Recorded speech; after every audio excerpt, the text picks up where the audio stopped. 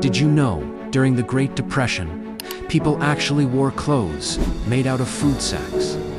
The Great Depression of the 1930s was one of the hardest times in modern history.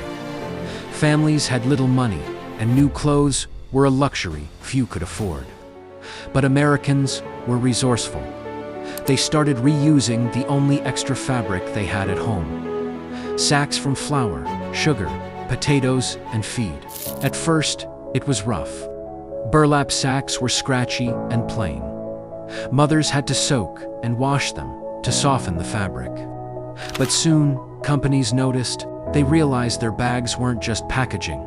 They were becoming clothing. So flour and feed companies began printing their sacks. With bright patterns, floral designs, stripes, even polka dot, so families could turn them into dresses, shirts, and curtains. What started as survival turned into a creative fashion movement. Entire families dressed in sack clothing.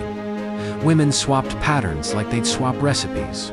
For poor communities, wearing sack dresses wasn't embarrassing, was normal, and even a point of pride. So the next time you put on a shirt or buy a dress, remember, less than a century ago, people survived one of the toughest times in history by literally turning trash into treasure.